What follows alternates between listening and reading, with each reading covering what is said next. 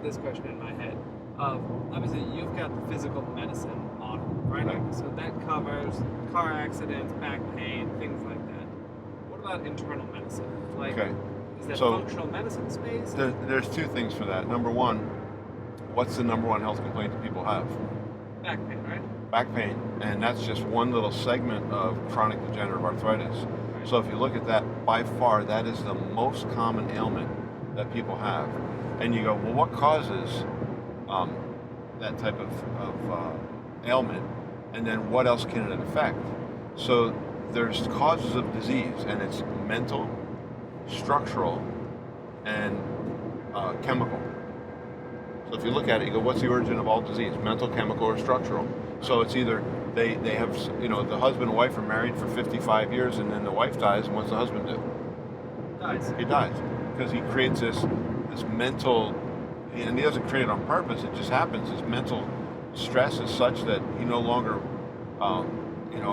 can control his endocrine system. And that throws off his balances, and he's depressed, and he's not happy, and he doesn't want to live. All of a sudden his endocrine system starts to fail, and he gets a disease. That's one way. Another way is you can have chemical imbalance, and that means you put the wrong food in your body, or you put toxins in your body. The amazing thing is the body has an amazing ability to clear toxins. Like, the amount of toxins that we can clear from our body is mind-blowing. We're exposed to like 58,000 different toxins every week. Right. And your body can handle that. It's like a tremendous filtering device. But still, we can overburden it. And what happens is, like, you look at it like a beaker. The beaker starts to fill up with toxins, and you don't really know it until it starts to overflow, and there's your symptoms, right? So part of our healthcare system should be to detoxify the body. We don't really focus on that. What we do is we put drugs in, which is actually more toxins. Right. So then you go, okay, so toxic chemicals, chemical imbalance, not having the right proper diet, all that can cause disease states, right? Even hydration.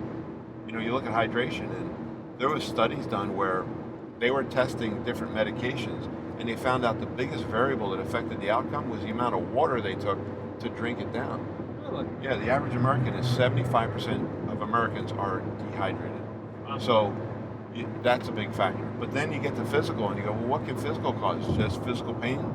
Well, no. Actually, physical ailments can lead to distortions of the posture of the body, and that's where your computer is, your nervous system. Right. So these physical distortions can adversely affect the nervous system and cause interference on the communication system of the body, which can also lead to disease. So this is where chiropractors have the experience of, they work on somebody, and the first chiropractic adjustment, the guy was deaf and he got his hearing back. Right. And you go, well, that's impossible. No, it's not. It was a physical distortion affecting the nervous system, and when that distortion was removed, the nervous system started functioning normally, and you were able to repair the body. So you can't say everything is caused by physical problems. But if you look at what's the number one ailment we have, it's physical problems. Right. And what do we do for it? We put toxic chemicals in to control the pain. So we're not in harmony with the way the body works and the way nature works. We're in disharmony with it, and that's what causes all the health problems. And the country that is in the most disharmony, that uses the most chemicals to treat these ailments, is the unhealthiest country, and that's us. That's why we spend so much on healthcare and get the worst result.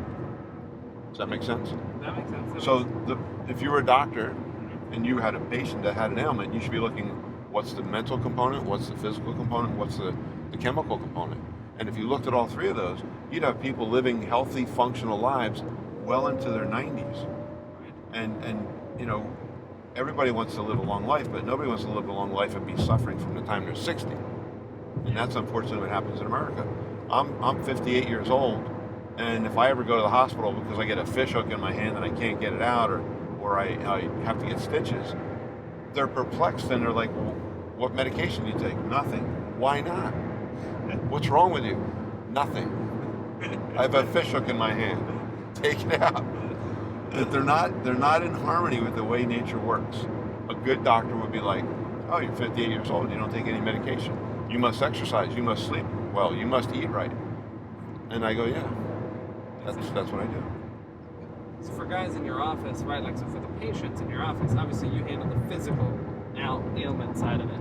on the nutritional, the chemical side, that's not something that we handle. We prefer out. Well, I've had functional medicine doctors, chiropractors, and nurse practitioners, and medical doctors work for me in attempts to do that, and they've had tremendous results. Like tremendous results. The difficult part of that is an art. It's hard to put systems in place. It can be done because Dave Morris, who bought one of my practices, also when he worked for me, he saw that passion and he shared the passion of addressing the mental, structural, and chemical. So he wanted to do functional medicine. When we bought one of my clinics, he had a nurse practitioner completely trained up to handle the physical medicine side. And instead of him getting caught up in doing the functional medicine side, he hired another practitioner that had interest in learning that but had no education on it. So he sent him away and got him trained on functional medicine. So now he has 2 cross-trained nurse practitioners that can handle either. Oh, wow. So he has a very fortunate community to have somebody like that in their area because he can address multiple angles of health. But you know, it's like we draw that health triangle, mental, structural, and chemical, because the triangle, when you change one corner of it to keep it the same type of triangle, you have to change all 3. And so if you improve one, you improve all 3. If you bring one down, you bring all 3 down. That makes sense. You see that? Yeah. So I mean, addressing the the physical will do much more than just addressing the physical pains that they have, and aches and pains from chronic degenerative arthritis. I had a discovery day I did the other day with a group of doctors, and they were mostly chiropractors, a couple of medical doctors. And the one chiropractor, I was asking their dreams, what made them get into healthcare. And this one guy says, I was 8 years old, and I had this palsy and this twitch in my face that I had all these nervous jerks. And they went to, his parents took him to all these different neurologists and experts on the nervous system, and they were putting drugs in him, and finally they got tired of doing it. They took him to a chiropractor who started adjusting his neck, and it completely went away. Wow. That's why he became a chiropractor. So you look at that, you go, how could that affect that? Well, obviously that was an interference in the nervous system. And that interference in the nervous system, just picture this. The nervous system also controls the endocrine system. So if you have an interference in the nervous system, you could have an interference in the endocrine system and have a total chemical imbalance. It also affects the lymphatic system, which is the toxic waste drainage of the body. And if you affect that adversely, you can become toxic. So you improve one corner, you improve all 3. You decrease one corner, you decrease all 3. Makes sense. Yeah. So we look at it and go, the most common ailment is structural. So by addressing that, are we getting rid of every possible disease? No. Are we addressing the biggest corner? Yeah. That makes sense. I mean, the typical American doesn't even think that way, neither do the doctors. So what do? They have an ailment, which manifests as a symptom, and they go to the doctor who gives them a toxic chemical that will control the symptom. So what are they thinking? Like, I mean, if I went to medical school right now, I'm assuming I don't learn this triangle. Well, no, you wouldn't, unless you went to a really good school, and I don't have many medical doctors telling me they've learned this. But what happens is this. You look at how a medical doctor gets their degree, and the last thing they do is their internship, and they usually make them work in a hospital or a setting that's high pressure. They make them work long hours, they deprive them of sleep, and they deprive them of food. Yeah. That's a technique for brainwashing. Interesting. So what happens is these doctors tell me, they learn this standard of care under this intense pressure. If they try to speak up and say something different, just look at the system. There was a doctor named Lister who came up with this bizarre idea. After we amputate that gangrenous leg, maybe we should wash our hands before we go deliver that baby. And what happened to him? He was run out of the industry. Really? But that's where Listerine comes from. We've seen reports from years ago where they were saying that medical treatment is the 3rd leading cause of death, according to Dr. Barbara Starfield, who was the head of healthcare policy and management at Johns Hopkins University Medical School. She's a medical doctor and a master's of public health. So she's not a nobody. She carried some weight, some political clout, and she published that article in JAMA in July of 2000. But now, in 2019, there's another article that just came out. I just started reading it, and they are laying out the evidence, and it's overwhelming, that now the number of people that die from the side effects of medical treatment is somewhere between 700 and 900,000 Americans, which makes it the leading cause of death. Because before, the leading cause of death was heart disease, and that's about 700,000 Americans a year. Wow. And you look at 900,000, well, that takes first place. That's crazy. Yeah, it is crazy. But if people don't know these stats, if nobody reports them, if nobody's bringing it to the forefront, well, then they think, well, I go to the doctor and I just do what he said. Like we did surveys in different cities, and then we did them in Tennessee when we were opening up clinics there. And we had the surveyors. It's an outside survey company, and I remember we'd get together with them and they'd go over the questions, and we'd say, all right, try asking the question this way. And we would ask people, do you believe that America's healthy? And overwhelmingly the people would say no. And why do you think that is? And they would say the pharmaceutical industry. And then we'd ask them, what do you do when you have a health problem? I go to my doctor. And what does he do? He prescribes me a drug. Do you take it? Yeah. Why? We don't know what else to do. What do you recommend for the pharmaceutical companies to do, right? Like if there's someone listening or whatever, or if I was working at a pharmaceutical company and I felt like, yeah, but I'm not like those other people, right? Like my product actually helps people or something like that. Like, how do you know? Well, I know people in the pharmaceutical industry, and I know the ones who are working to invent those drugs are usually dedicated people trying to help humanity. But the viewpoint is wrong. The whole thing is skewed. They're going, oh, they have this problem, let's do this for it. But they're misidentifying the problem. I'll give you an example. Okay. Cholesterol. Yep. So cholesterol medication was the best-selling line of medication in history, right? Lipitor and other. Before or after Viagra? Well, no, I think it was still. Really? Because, Okay. I mean, look at the number of people who were put on cholesterol medication. Yeah. And why were they put on cholesterol medication? They were trying to avoid a heart attack. Yep. And they were told, oh, you have high cholesterol. And cholesterol is linked to heart attacks. So we should lower that cholesterol. Well, the key phrase there is linked. Yeah, it's not caused. They didn't say caused. They said linked. That's like, what's a good example? I can't even think of a good example. Driving on the highway, bizarre. accidents, right? Like, just the fact that you drive on highways means you have accidents. I mean, or let's say lots of accidents happen on highways, so therefore you shouldn't drive on highways anymore. Right. Or lots of accidents happen in the rain, therefore you shouldn't drive in the rain. Yes. So, and it's not even that clear of an example. Let me explain this Lipitor one, or this cholesterol one.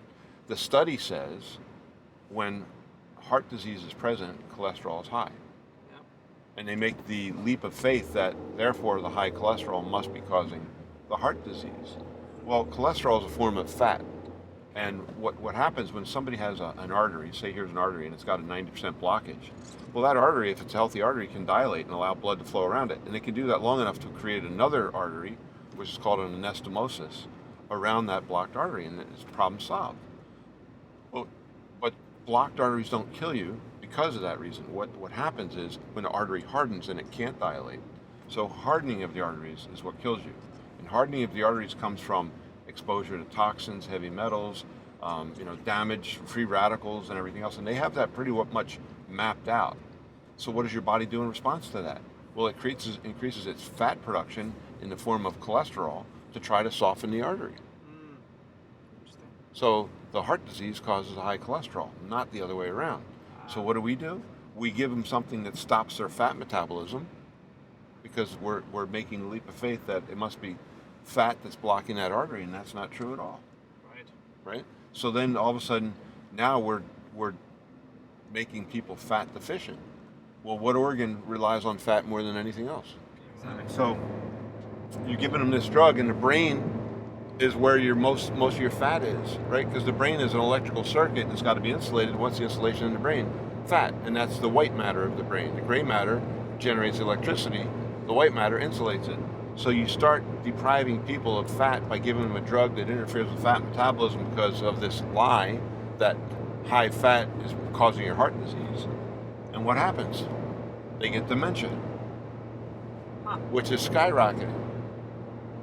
Now, There have been studies that show that drug causes dementia. wouldn't therefore then there be more heart attacks because of cholesterol medication? Well, what was the leading cause of death before medical care? Heart attacks. Heart attacks. So it is.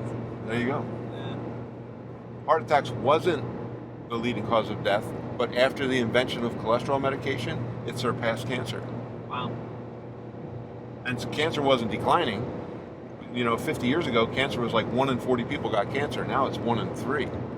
Insane. So cancer was skyrocketing, but heart disease skyrocketed right past it. Wow. When they came out with this miracle drug. And so did dementia. And that was good for business because those people have more health problems. It's good for business if you're selling drugs. Right, now, So my advice to the pharmaceutical industry, I have no advice for them. There are good drugs out there that were invented that are necessary. Okay. But the vast majority of the drugs, there's a time when you need to control a symptom, right?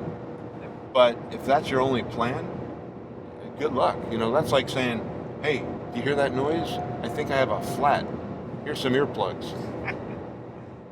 Makes sense. Yeah. Well, it doesn't. It makes sense if you look at the ridiculousness of it. Now, how do medical doctors, before they hit the hospital and the residency and all that high pressure, what do they actually learn? Like, there must be some fundamental... Very similar to chiropractic. The hours, I've seen studies where they compare the hours, and it's almost identical, except they learn a lot more pharmacology, and we learn a lot more physical medicine.